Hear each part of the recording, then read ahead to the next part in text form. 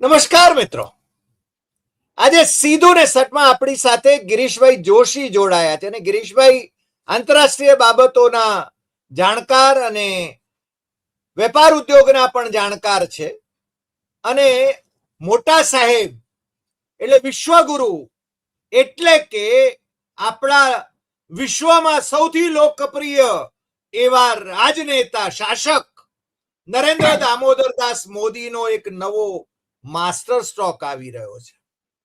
હવે આ કોને સ્ટ્રોક આવે એવું છે એ ખબર નથી, પણ અત્યારે ગોદી મીડિયા માટે છે ને આ માસ્ટર સ્ટ્રોક આવી રહ્યો છે કે આજુબાજુના દેશો, ભારતના દુશ્મન ગણાતા દેશોમાં પણ આપણે છે ને ત્યાંથી ઇન્વેસ્ટમેન્ટ લાવીશું કે આપણે ત્યાં ઇન્વેસ્ટ કરીશું, કોણ કોણ લાભાન્વિત થશે આનાથી, કઈ કંપનીઓના લાભાર્થે સાહેબ વાત કરી રહ્યા છે. કારણ કે સાહેબ તો આમ તો અમેરિકા સામે તો સરેન્ડર છે. હવે તો દુનિયામાં પોલ ખુલી ગઈ છે. એપ્સ્ટીન ફાઇલનું પોલ ન ખુલે એટલા માટે ધમપછાડા છે અને એમના મિનિસ્ટર પુરીને એપ્સ્ટીન સાથેના સંબંધો આટલા બધા જગારા મારી રહ્યા છે છતાં એ કાઢી શકતા નથી, એટલી એમની મજબૂરી છે. અને પાછા ઇઝરાયલ અને અમેરિકા યુદ્ધ જાહેર કરે ઈરાનની સામે, એ પહેલા સાહેબ છે ને દોડીને પાછા ઇઝરાયલ ગયા હતા એમના મિત્રને ગળે મળવા માટે. એમાં કઈ મજબૂરી હતી એ ખબર નથી, પણ એ પણ માસ્ટર સ્ટ્રોક હતો ગિરીશભાઈ. હવે આ પણ માસ્ટર સ્ટ્રોક છે. હવે આ લેટેસ્ટ જે માસ્ટર સ્ટ્રોક છે એના વિશે જરા આપ આપણા દર્શકોને જરા જણાવો. એટલે છે ને એ પાછા માસ્ટર સ્ટ્રોક ને માથે લઈને નાચે નહીં, જેમ ગટે છે ને શાકુંતલ લઈને નાચ્યો તો એમ નરેન્દ્ર મોદી શીર્ષાસન કરે તો પણ માસ્ટર સ્ટ્રોક, નરેન્દ્ર મોદી ઉભા થાય તો પણ માસ્ટર સ્ટ્રોક, નરેન્દ્ર મોદી આડા થાય તોય માસ્ટર સ્ટ્રોક, નરેન્દ્ર મોદી ઉગમણા જાય તોય માસ્ટર સ્ટ્રોક, નરેન્દ્ર મોદી આથમણા જાય તોય માસ્ટર સ્ટ્રોક. મને લાગે છે કેટલા માસ્ટર સ્ટ્રોક ભાઈ. અને આ લેટેસ્ટ માસ્ટર સ્ટ્રોક વિશે ગિરીશભાઈ આપ જરા આપણા દર્શકોને જણાવો, એટલે એમાં જે અંધભક્તો હોય એમની પણ આંખો જો ખુલે તો છે ને મને લાગે છે ગનીમત. ગિરીશભાઈ. હરિભાઈ, આ માસ્ટર સ્ટ્રોક તો ન કહેવાય, આ સર્વન્ટ સ્ટ્રોક કહેવાય ફોર માસ્ટર. આ તો માસ્ટરોને ઓબ્લાઇજ કરવા માટેનો સર્વન્ટ સ્ટ્રોક છે. હવે આમાં 2020માં ગલવાન અને કોરોના પછી એક નોટ ઇસ્યુ થઈ હતી 3 નંબરની, જેની અંદર એવો ફતવો હતો કે બોર્ડર સાથે જોડાયેલા દરેક દેશો સાથે ઇન્ડિયાની કોઈ પણ ઇન્ડસ્ટ્રી કોઈ ફોરેન ઇન્વેસ્ટમેન્ટ ડાયરેક્ટ નહીં લઈ આવે કે એમના સાથે કોઈ એમાલ્ગમેશન કે કોઓપરેશન નહીં કરે. હવે ઓચિંતું ગઈકાલે ઈ નોટિસ વિડ્રો કરી લેવામાં આવી અને એની અંદર ઓટોમેટિક સિસ્ટમથી તમારે 10% ઇન્વેસ્ટમેન્ટ તમે લાવી શકો છો કઈ કન્ટ્રી સાથે જે જમીન સાથે તમારે જોડાયેલી છે. ચાઇના, બાંગ્લાદેશ, પાકિસ્તાન, ભૂટાન, નેપાલ, મ્યાનમાર અને અફઘાનિસ્તાન. હવે આ 10% રોકાણ કરે એને એમણે એમ કીધું છે કે નોન કંટ્રોલિંગ બેનિફિશિયલ ઓનરશિપ, એની અંદર તમારે કોઈ બેનિફિટ નહીં મળે, એટલે તમારી ઓનરશિપ કે તમારું ડિસિઝન જે આવશે એ નહીં આવે, 10%નું ઇન્વેસ્ટમેન્ટ આવશે. એમાં બેઝિકલી જે સેક્ટરો છે એમાં કેપિટલ અને ટેકનોલોજી, ઇલેક્ટ્રોનિક, સોલાર સેલ, પછી ગ્લોબલ સપ્લાય ચેનની અંદર જોડાવા માટેનો આ એક બહુ મોટો ઈ માસ્ટર સ્ટ્રોક કહેવાય કે 10%માં એ લોકોનો જે ગ્લોબલ ચેન હશે એની અંદર તમને ભાગીદારી મળશે. અને એક પોલિસિલિકોન. હવે અત્યારે જે પ્રમાણે આપણે ઇલેક્ટ્રોનિકમાં બહુ માંગો પુકારી હતી કે હવે આપણે તો સેલ્ફ સફિશિયન્ટ થઈ ગયા અને હવે આપણે રેર અર્થમાં પણ સેલ્ફ સફિશિયન્ટ થઈ ગયા, આપણે રેર મેગ્નેટ બનાવવા માંડી ગયા છીએ. ક્યાં બને છે એ હજી કોઈને ખબર છે નહીં. 3 વર્ષથી ટાટા 90,000 કરોડનો ધોલેરામાં પ્લાન્ટ નાખવાના છે વેફર બનાવવાનો, એ ક્યાં પહોંચ્યો છે કોઈને ખબર નથી. પણ હવે ગલ્ફની અંદરથી જેવો ધંધો બંધ થવા માંડે છે કે ઓલ્ટરનેટ કઈ ગોતવા પડશે કે મંદી આવશે, એટલે ઈ વખતે જ બરોબર આપણે શેર બજારને અધર રાખવા આપણે એક આવી જાહેરાત કરી દીધી છે. હવે આની અંદર એવું છે કે પાછું જો કોઈ એપ્રુવલની જરૂર હોય કોઈ કંપનીને તો એને 60 દિવસની અંદર એપ્રુવલ દઈ દેવો, ઈ ફતવો પણ જાહેર થયો. એટલે અધિકારીઓ આગળ પાછળ કોઈ બીજી ગણતરીઓ કરે નહીં. હવે આની અંદર તમે જુઓ તો આ જે લાભ મળશે એમાં નોર્થમાં તમે જે સ્ટેટ છે એને તમે જોવા જાવ તો વેસ્ટ બેંગાલ, મિઝોરમ, મેઘાલય, ત્રિપુરા, આસામ, અરુણાચલ પ્રદેશ, સિક્કિમ, હિમાચલ પ્રદેશ, ઉત્તરાખંડ, યુપી અને બિહાર. હવે તમે વેસ્ટમાં આવો તો એની અંદર પંજાબ, રાજસ્થાન, લડાખ, જમ્મુ અને કાશ્મીર. હવે ઈ બધું આવતા એમ થયું કે હવે આના ત્યાં જે બધી ઇન્વેસ્ટમેન્ટ છે એ લોકો માટે આ રસ્તો સહેલો થઈ જશે કે 10% લાવી અને એ લોકો પોતાની કેપિટલ ઇન્વેસ્ટમેન્ટ કા ટેકનોલોજીકલ ઇનોવેશન માટે આ લોકોનો 10%માં લાભ લે. હવે એમાંથી તો મને લાગે છે ચાઇના સિવાય તો કોઈ તમને લાભ દઈ શકે એમ નથી કે તમારાથી કોઈ વધારે બળુકો છે નહીં. બાંગ્લાદેશ પાસે કદાચ આપણને ટેક્સટાઇલનો કે પાવરનો કોઈ લાભ થાય. પાકિસ્તાન સાથે એમ તમે જોવા જાવ તો પાકિસ્તાન સાથે ઇનડાયરેક્ટ ધંધો આપણો હમણાં 2021માં બંધ ન કર્યો તો એ દુબઈ થઈ અને ત્યાંથી આપણને ફ્રૂટ આવતા, સૂકી ખજૂર આવતી, લેધરની અમુક આઇટમ્સ આવતી, અમુક ટેક્સટાઇલ્સનો પણ સામાન આવતો અને બીજું તમારે નોર્મલી જે ડોમેસ્ટિકની અંદર વપરાતું હોય એવું તમારી એ બધી ચીજો આવતી હતી. હવે એમાં મેન હતું તમારું સિંધા લૂણ, જે સિંધમાં એક પહાડ છે જેને આપણે સેંધા નમક કહીએ છીએ.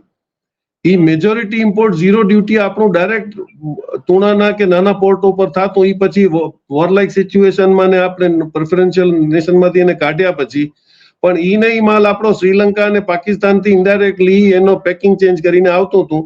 એનામાં પણ 2025માં સિંદૂર પછી DRI ને ઇન્સ્ટ્રક્શન આપવામાં આવ્યા કે ભાઈ ઇનડાયરેક્ટલી પણ જે માલ આવતો એને રોકજો. હવે ઈ બધું પૂરું થયું એટલે હવે ઈ ખુલશે. હવે આની અંદર તપાસ કરતા એવું લાગ્યું કે એટલો બધો ઓચિંતો કેટલું બધું ઇન્વેસ્ટમેન્ટ કોઈનું છે નહીં, તો નોર્થ ઇસ્ટમાં ને આમાં આ એનો લાભ કોણ લેશે? તો 4.5 લાખ કરોડનું ઇન્વેસ્ટમેન્ટ નોર્થ ઇસ્ટમાં રિલાયન્સના 75,000 કરોડ, અડાણીના 50,000 કરોડ અને વેદાંતાના 30,000 કરોડ આ રોકાણો છે. પછી તમે પંજાબની સાઈડમાં આવો તો ટાટા છે, હિન્ડાલ્કો છે, રિલાયન્સનું છે જે જીઓમાં નેટવર્ક માટે આવી રહ્યું છે અને અડાણી છે જે લોજિસ્ટિક્સ અને ઇન્ફ્રાની અંદર ઇન્વેસ્ટમેન્ટ કરીને બેઠું છે. એટલે હવે આ નોટિસનું વિથડ્રો થવું અને કોને એનો લાભ થશે આ બધો એક પિક્ચર બહુ ક્લિયર થઈ રહ્યું છે. અને તમે જે મેક ઇન ઇન્ડિયાનું જે લોકલ ફોર વોકલ અને મેક ઇન ઇન્ડિયા, સ્વદેશી આ બધા જે સ્લોગન બોલવા વાળા હતા એ હવે કેવી રીતે આવીને બોલશે એ જોવાનું છે કે અલ્ટિમેટલી તમારે ઈ ચાઇનાના શરણે તમારે થવું પડશે. કારણ કે આટલા બધા દેશોમાં પછી તમે ખોલો, હજી એને ક્લેરિફાય કરવું પડશે કે ભાઈ પાકિસ્તાન સાથે આપણે વાઘા બોર્ડરથી ધંધો કરી શકશું જે આપણે પહેલા કરતા હતા કે આપણે બીજા કોઈ રૂટ ખોલીને ધંધો કરી શકશું. એટલે ઘણી બધી હવે આની અંદર ખુલાસા આવવાના બાકી છે પણ આ મોટું જે છે એ બહુ ક્લિયર થઈ ગયું છે કે આ ઓર્ડર વિથડ્રો થવાથી હવે આ બધી કંપનીઓને એના બોર્ડર એરિયામાં 10% માટે મોટા લાભ થવા જઈ રહ્યા છે.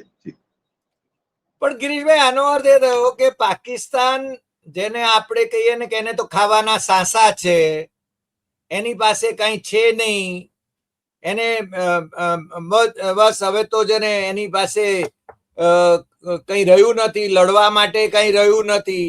આપણે તો ઇસ્લામાબાદ પહોંચી ગયા હતા, કરાચી પહોંચી ગયા હતા ઓપરેશન સિંદૂર વખતે. હવે એ આપણે ત્યાં ઇન્વેસ્ટ કરશે એવું તમે કહેવા માંગો છો કે એને મોકળાશ કરી આપી છે? આની અંદર તમે જુઓ કે કંપની કોણ છે. મેં આપને કીધું એક વોપેક કરીને કંપની હતી ટર્મિનલ કંડલામાં, જેમાં એ લોકોએ આવીને બહુ મોટો ટર્મિનલ અહીંયા જૂનો જે હતો એ લઈ અને ઓઇલની અંદર ઓઇલ ટર્મિનલ પાસે એ લોકોએ મોટી કંપની ચાલુ કરી હતી જેમાં પેકેજિંગનું પણ હતું અને રીડિસ્ટ્રીબ્યુશન બી હતું. પછી ક્યાંકથી એમને ખબર પડી સેન્ટ્રલ આઈબીના રિપોર્ટથી કે ભાઈ એમના તો ઓરિજિનલ 2 ડાયરેક્ટરો પાકિસ્તાની છે. એટલે હોલા આબાડા થયા. પછી ઓન પેપર બધું ફેસ પટાડું થયું અને એ કંપની હજી ચાલુ જ છે અને કંપની કામ કરી રહી છે. એટલે એવું જરૂરી નથી કે પાકિસ્તાનની જ કંપનીઓ 10% લઈને આવશે. ત્યાં કરેલી એ લોકો પાસે બી તો FDI છે, ત્યાં રજીસ્ટર્ડ ફોરેન કંપનીઓ છે. હવે એની અંદર ઘૂસણખોરી કોણ કરે છે ઈ જોવું પડશે કે પાકિસ્તાન તરફથી આવેલી કંપનીઓનો ક્રેડેન્શિયલ શું. અને એવું તો છે નહીં કે દેશ તરીકે આજે પંજાબનો જે ભાગ છે એ જેટલો આપણે એગ્રીકલી રીચ છીએ એટલો જ પંજાબનો પાકિસ્તાન ભાગ પણ એટલો જ રીચ છે.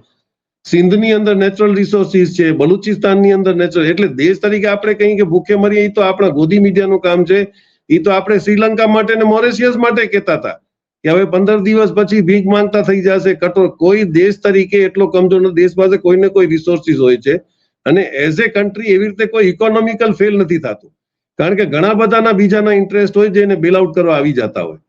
એટલે ઈ ન્યૂઝ માટે સારું છે પણ ટેકનિકલી નહીં. જી ગિરીશભાઈ, આપણા જેમ્સ બોન્ડ એટલે સાહેબના જે national security adviser Ajit Doval જે છે એમના સુપુત્રના પાર્ટનર એમ કહે છે, આવી ચર્ચા છે કે પાકિસ્તાની છે, એટલે નેશનલ સિક્યોરિટી એડવાઇઝર મોદી સાહેબના, રાષ્ટ્રભક્ત મોદી સાહેબના નેશનલ સિક્યોરિટી એડવાઇઝરના સુપુત્ર એમના પાર્ટનર છે ને એ પાકિસ્તાની હોય તો ચાલે.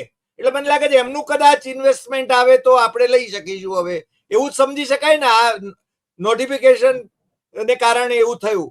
બાકી તમે જેમ કહ્યું એમ કે ચીનને શરણે જ જવું પડે એમ છે, કારણ કે બાકીના તો બહુ કડકા છે. હવે બાંગ્લાદેશ એ આપે જે કહ્યું, મને લાગે છે બાંગ્લાદેશ એનર્જી તો આપણે ત્યાંથી લે છે. આ અદાણીને ત્યાં આગળ જેને કોન્ટ્રાક્ટ કરી આપ્યો હતો સાહેબે, મોટા સાહેબ ગયા હતા એમાં તો પાછા. અને મોટા સાહેબ જ્યાં જ્યાં જાય છે ત્યાં અદાણીને જેને લાભ અપાવે છે.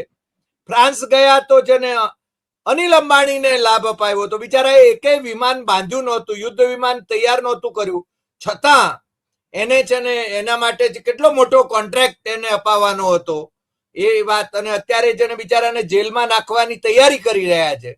જેલમાં કેમ નથી નાખતા એ પણ પાછું રહસ્ય છે, કારણ કે એપ્સ્ટેઇન ફાઇલમાં એનું એ નામ છે. અને કદાચ પુરી અને અનિલ અંબાણી બંને એપ્સ્ટેઇન ફાઇલના ભોપાળા ખોલે તો શું થાય?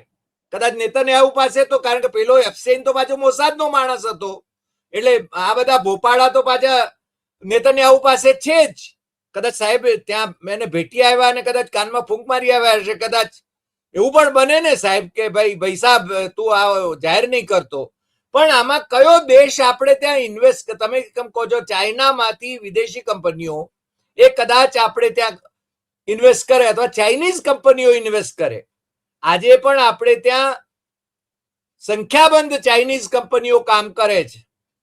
અને આપણા સાહેબ, મોટા સાહેબ જ્યારથી સત્તામાં આવ્યા છે 2014 થી, ત્યારથી દર વર્ષે $100 બિલિયન ફાયદો એ ચાઇનાને છે ને સાહેબ કરાવી રહ્યા છે. કેમ કરાવી રહ્યા છે ખબર નથી સાહેબ, પણ વ્યાપાર તુલાની અંદર આપણે જેટલો ઇમ્પોર્ટ કરીએ છીએ એના કરતા એક્સપોર્ટ બહુ ઓછો છે. અને $100 બિલિયન એ જેને ચાઇનાને લાભ ખટાવી રહ્યા છે. હવે આ ભક્તોને જેને મને લાગે છે એમના કાન બહેરા થઈ ગયા હશે અથવા બુદ્ધિ જ કદાચ વાપરતા નહીં હોય, એટલે કદાચ સમજાતું નહીં હોય, કદાચ આ સાહેબનો માસ્ટર સ્ટ્રોક ગણાતો હશે. બર્મા આમાં કઈ રીતે કરશે આપણે ત્યાં? એક તો તમે જુઓ 2000 થી 2025 25 વર્ષની અંદર ચાઇનાનું સોલિડ ઇન્વેસ્ટમેન્ટ જે આવ્યું હોય એ 0.32% જ છે. તમે બીવાયડી ને આવા દેવા નહોતા, બીવાયડી ને કર્ણાટક તેલંગાણાની અંદર જમીનો અપાઈ ગઈ હતી અને ઈ કરવા આવતો હતો, પણ ત્યાં આપણે જે પણ ટ્રમ્પે ત્યાં લીંબુ મરચા બાંધ્યા હોય એટલે આપણે એને કાઢીને ટેસ્લાને આવા દેવાની વાત થઈ અને ટેસ્લાને અહીંયા આવવા દીધો. ટેસ્લા સાથે ઈ ડીલ હતી કે અહીંયા ઈ મેન્યુફેક્ચર કરશે, પણ ટેસ્લાએ દિલ્હી અને બોમ્બેમાં બે પોતાના શોરૂમ ખોલ્યા સિવાય કોઈ ધંધો કર્યો નથી. પણ સાહેબે એના છોકરાઓને રમાડ્યા હતા સાહેબે એના છોકરાઓને રમાડ્યા હતા. તોય આપણે આગળ ડિસ્કસ કર્યું હતું કે સિટીઝની અંદર જ 80 થી 70% ધંધો જીઓનો, વોડાફોનનો અને બીએસએનએલનો છે. 6,65,000 ગામડાઓ જેની અંદર હવે તમે એમ કહો છો કે દરેક ગામડાની પંચાયતને આપણે ઈ ધરા સાથે જોડી અને ડોક્યુમેન્ટેશન તમારી પંચાયત ઓફિસમાં ઓનલાઈન થશે. ઈ બધા કનેક્શન જે છે ઈ અત્યારે એલન મસ્કને દેવાની તૈયારીમાં છે. એટલે બધા ઓમ તમે જોવા જાવ તો મોટી પાર્ટ ઓફ ધ ગેમ ઈ છે કે જેટલા જ્યુઝને હવે અમેરિકામાં રહેવાનું બીક લાગ્યું, ઈ બધા મોટા માથાઓ અત્યારે ઇન્ડિયામાં સેટ થઈ ગયા છે. બ્લેક રોક તમારો આવી ગયો જીઓ સાથે, ગૂગલ આવી જાય છે અડાની સાથે વાઇઝેકમાં, બ્લેકસ્ટોન આવી ગયો હીરાનંદાણી સાથે ચેન્નઈમાં, હવે બાકી એલન મસ્ક રહ્યો તો ઈ આવી ગયો. એટલે જે કંપનીઓ, અને હવે તમે જુઓ કે શેર બજાર ઉપર આખો કંટ્રોલ લેવા માટે રોથશાઇલ્ડ આવે છે અને રોથશાઇલ્ડનો હિસ્ટ્રી આપણે ખાલી તમે ગૂગલ કરો એટલે ખબર પડે કે જે 1766 થી આપણે પહેલા વાત કરી કે આખી વર્લ્ડની અંદર મેક્સિમમ બેન્કિંગ ઉપર કંટ્રોલ કોઈ ગ્રુપ રાખતું હોય તો એ રોથશાઇલ્ડ છે. અને એ આજથી નહીં 300 વર્ષથી. એટલે આ બધા અહીંયા આવીને બેસી ગયા છે રેન્ડેવો જોવા માટે, એટલે આપણે એમના માટે દરવાજા ખોલ્યા છે. હવે ઈ કેટલી સુધી આપણે એમાં ટકી શકશું, કારણ કે હજુ આપણું ડિપેન્ડન્સ જે છે એ તો હજી પણ આપણે ગલ્ફ અને વેસ્ટર્ન ઉપર જ રાખ્યું છે. ચાઇનાને આપણે લાલાક દેખામાં ધંધો કર્યો નહીં, બાંગ્લાદેશ સાથે આપણે સંબંધ બગાડીને બેસી ગયા છીએ. એટલે આમાં તમે અત્યારે જોવા જાવ તો ગેસની પરિસ્થિતિ છે એ આપણે એના પર બીજા એપિસોડમાં વાત કરી શકીએ. કે તમારો બેઠેલો પડોશી એશિયાનો 25% LNG નો માલિક છે, ધેટ ઇઝ મલેશિયા. તો સાહેબ, એના તમે ઉપર આવડી આપણે બધી બીજો હોબાળો એપિસોડ લાઈનમાં કરીએ છીએ. માણસો ઉભા રહે છે. ગિરીશભાઈ, હા, એટલે આપણે તમે ક્યાં એના ઉપર કતારમાંથી બીજો ગેસ બંધ થયો ને આ થયો ને માણસો લાઈન લાગીને ઉભા છે માણસો ને તમે, એટલે કારણ કે તમને એક ટેવ પડી ગઈ છે માણસોને લાઈનમાં ઉભો રાખવાની. તમે કોરોનામાં ઉભા રહ્યા, તમે નોટબંધીમાં ઉભા રહ્યા, એટલે એમને મજા આવે છે જોવા માટે કે ભાઈ સેડિસ્ટ માણસ હોય ને એને સામેની વાળાને તકલીફ દેતા બહુ મજા આવતી. એટલે this is what you want to C. અને તમે પોતે એમ હસીને બોલ્યા હતા કે આજે નોટબંધી કરી તો માણસો કે શાદી કરના હે બેટી કે ઘર મેં પૈસા નહીં હે. This was height of that કે ભાઈ તમે કોકના દુઃખ ઉપર તમે ખુશ કેમ થઈ શકો છો? તમારા કરેલા કર્મના લીધે કેટલા બધા ગરીબ માણસો દુઃખી થયા, કેટલા ગરીબ બાપ બિચારા કેટલા વર્ષો તૈયારી કરતા પોતાની દીકરીના લગ્નમાં, એમાં તમે એમ કીધું કે એના લગ્ન કેન્સલ થઈ ગયા. ભલભલા. અને આજે તમે મને કહો કે કયો ગૌતમ અડાણી કે કયો મુકેશ અંબાણી કે કયો નોટું બદલવા માટે લાઈનમાં ઉભો હતો? પણ તમે ઈ લોકોને પરેશાન કર્યા છે માન મજૂરી કરીને બિચારા થોડા ઘણા પૈસા પોતાના બચાવતા હતા. તે છતાં પણ તમને જે સિસ્ટમમાં મજા આવે છે કે તમે બધા ગેસ માટે લાઈનમાં ઉભા રહ્યો, તમે બધી રીતે, એટલે આ જે એમની સેડિસ્ટ જે એટમોસ્ફિયર છે ને એ હવે ખુલ્લું પડતું જાય છે કે એમને બહુ મજા આવે છે આ કરતા. એટલે હવે જે પરિસ્થિતિ આવીને ઉભી રહી છે એમાં તમે જો તે એ લોકો પોતાના મિત્રોને લાભ દેવા સિવાયના કોઈ પણ કાર્યક્રમ કરતા નથી. જી ગિરીશભાઈ, તમારી વાત સાચી છે. અને આ જે તમે સેડિસ્ટ પ્લેઝરની જે વાત કરી એ સાહેબને બહુ ગમે છે કે પરપીડન વૃત્તિ. અને જોયું એમ કે કેવા લાઈનમાં ઉભા રાખી દીધા ને, અને મારી માને પણ ઉભી રાખી દીધી હતી, જોયું ને? એટલે એ ટૂંકમાં માર્કેટિંગ પણ પોતાનું કરે છે, ગરીબીનું માર્કેટિંગ કરે છે. મારી મા બીજે વાસણ ધોતી હતી એનું એ માર્કેટિંગ કરે છે. આ બધું જે કરે છે એને, અને રડે પણ છે, મને ગાળો દે છે, બધા મને ગાળો દે છે 2 કિલો. એ તો કિલોના હિસાબે ગાળોની વાત કરે છે. એ પોતે કોને કેટલી ગાળો દે છે એની વાત નથી કરતા. પણ મને લાગે છે આજે લોકસભાની અંદર કોંગ્રેસના લીડરોએ જેને બહુ સ્પષ્ટપણે એમના પોલ ખોલ્યા છે એ પણ જેને મને લાગે છે કે બધા દર્શકોએ જોયા હશે, કારણ કે હજુ આપણી સંસદ એ લાઈવ ચાલે છે. આજે આટલી વાત. ફરી મળીશું નવા એપિસોડમાં નવા વિષય સાથે. ગિરીશભાઈ, આપ અમારી સાથે જોડાયા બદલ આપનો ખૂબ ખૂબ આભાર. અને ફરી પાછા આપણે મળીએ છીએ નવા વિષય સાથે. નમસ્કાર.